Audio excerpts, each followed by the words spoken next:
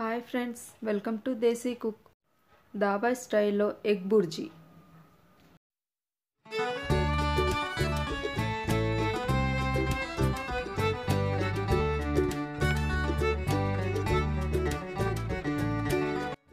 ఎలా చేయాలో చూద్దాం. దానికన్నా ముందు మా ఛానల్ని ఇలా సబ్స్క్రైబ్ చేసి మా నెక్స్ట్ వీడియోలో అప్డేట్స్ని పొందండి.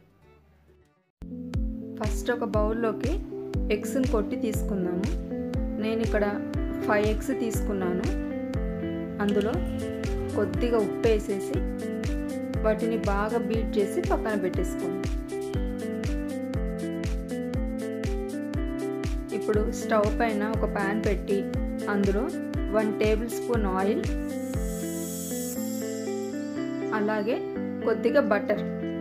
ఎగ్ బుర్జీలో బటర్ వేసుకుంటే టేస్ట్ బాగుంటుంది. 2 మీడియం సైజ్ ఉల్లిపాయలు సన్నగా తరిగినవి వేసుకొని, అలాగే అల్లం ముక్కలు 1 టీ స్పూన్ అంత సన్నగా తరిగినవి, అలాగే 4 పచ్చిమిరపకాయలు అవి కూడా సన్నగా తరిగి వేసుకోవాలి.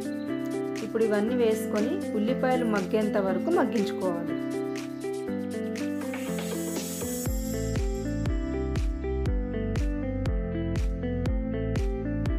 ఇప్పుడు ఇందులో 2 మీడియం సైజ్ టమాటా ముక్కలు ఇవి కూడా వేసేసుకొని ఉల్లిపాయలు టమాటాలు మొత్తం మెత్తగా ఉడికేంత వరకు ఉడికించుకోవాలి. టమాటాలు ఉల్లిపాయలు ఉడికిన తర్వాత అందులో రుచికి సరిపడా ఉప్పు, 1/2 టీ స్పూన్ పసుపు, అలాగే 1/2 టీ స్పూన్ కారం. ఇందులో మనం మిరియాల పొడి కూడా వేస్తాము, దాన్ని బట్టి కారం అడ్జస్ట్ చేసి వేసుకోండి. అలాగే 1/2 టీ స్పూన్ ధనియాల పొడి, 1/2 టీ స్పూన్ గరం మసాలా పొడి, 1 టీ స్పూన్ మిరియాల పొడి. ఇవే కాకుండా ఇందులో అసలైన మసాలా పావ్ భాజీ మసాలా. ఇది వేస్తే ఎగ్ బుర్జీ టేస్టే మారిపోతుంది. 1.5 స్పూన్ వేసుకోండి.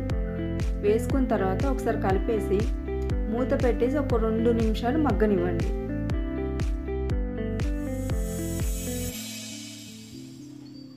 తర్వాత మీకు మరీ బాగా డ్రైగా అనిపిస్తే ఇందులో కొద్దిగా నీళ్లు పోసుకొని కొంచెం మిక్స్ చేసుకోండి. ఇలా మిక్స్ చేసుకున్న తర్వాత మనం ముందు బీట్ చేసి పెట్టుకున్న ఎగ్స్ని వేసేసుకోవాలి. ఎగ్స్ వేసిన తర్వాత మంటని మీడియం ఫ్లేమ్లో పెట్టేసి కలుపుతూ ఉండాలి.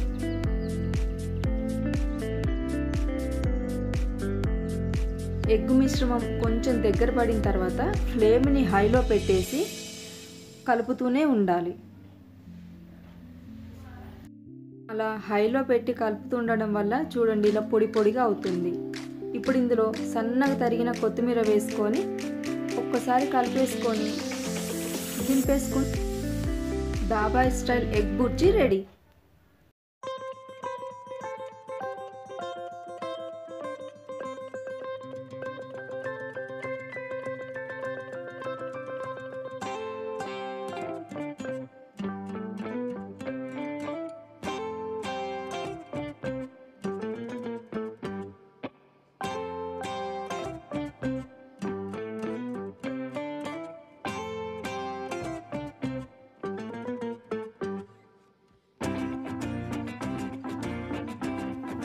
Thanks for watching.